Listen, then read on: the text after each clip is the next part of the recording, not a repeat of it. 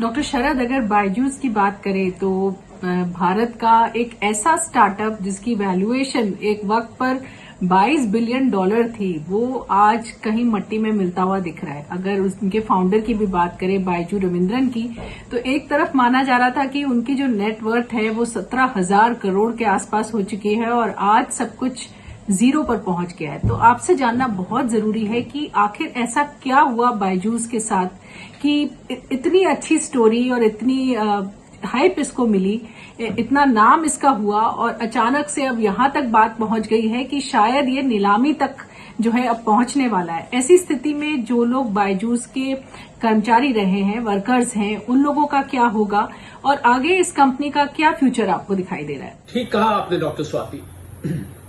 India का सबसे बड़ा कहे जाने वाला स्टार्टअप एक समय का 22 बिलियन डॉलर, जो लोग इसको रुपए में कन्वर्ट करना चाहते हैं, करीब करीब 1,70,000 करोड़ रुपए की इसकी वैल्यूएशन पहुंच गई थी एक समय पर। दो गलतियां मुझे लगता है इस स्टार्टअप ने करी। पहली गलती कि इन्होंने भविष्य का अनुमान नहीं किया, इन्होंने फ्यूचर का नहीं सोचा।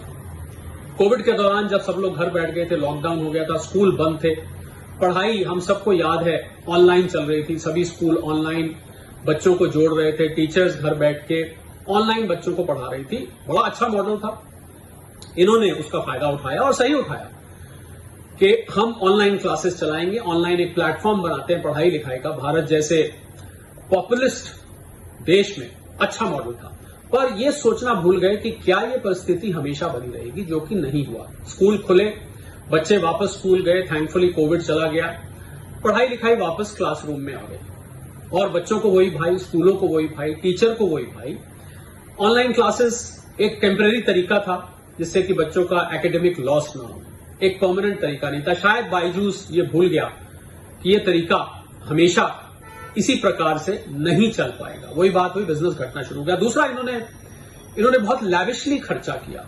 सबसे महंगे दुनिया के क्रिकेट बोर्ड बीसीसीआई से टाई अप किया, इंडियन क्रिकेट टीम को स्पॉन्सर किया। बहुत ही महंगी कीमतों में ये स्पॉन्सरशिप आती है। फंडिंग आती रही तब तक जब तक ठीक था। जब फंडिंग आनी बंद हुई, प्रॉफिट में आए नहीं, खर्चे सारे पाल लिए थे, प्रचार बड़े बड़े अपने साथ जोड़ लिए थे, बड़े बड़े सेलिब्रिटीज को, बॉलीवुड के लोगों को अपने साथ जोड़ लिया था।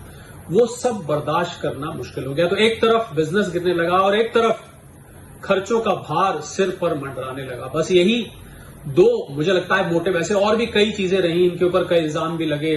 कभी मनी लॉन्ड्रिंग का इल्जाम लगा, कभी कोई इल्जाम लगा, कई चीजों का नाम लिया जाता है जब बायजूस के फेलियर की बात की जाती है। पर एक अर्थशास्त्री होने के नाते मुझे लगता है ये दो बड़ी गलतियां इन्होंने करी और आज आलम यह है कि बीसीसीआई के इन्होंने 150 करोड़ से ऊपर अभी भी देने हैं। और हम सब जानते हैं एनसीएलटी में जब कोई क्रेडिटर के पैसे नहीं आते तो एनसीएलटी में वो फाइल कर सकता है कंपनी के वाइंडिंग अप के लिए। इनकी वो पिटीशन जो फाइल करी है बीसीसीआई ने, वो मंजूर हो गई है।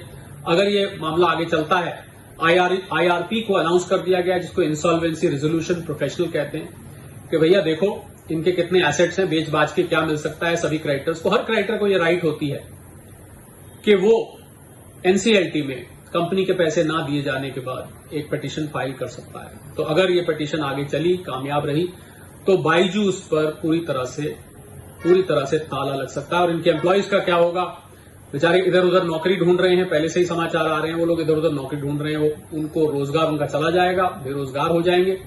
तो मेरी तो सलाह यह है कि आगे का अनुमान लगाते हुए उनको अपना और कहीं इंतजाम करना चाहिए। बस यही खबर हमने अपने फॉलोअर्स और व्यूअर्स तक लानी थी। सेहत भी पैसा भी न्यूज से आप जुड़े रहिए। हम लोग आपको सेहत और पैसे से संबंधित जो खबरें होती हैं उनको खोल कर बताते हैं, उनको आपके लिए डिसाइफर करते हैं, जिससे आप उनको समझ सकें और आप उनका सही पहलू जान सकें। फिर जुड़ेंगे आपके साथ ऐसी ही किसी सेहत या पैसे की खबर में। तब तक के लिए नमस्कार।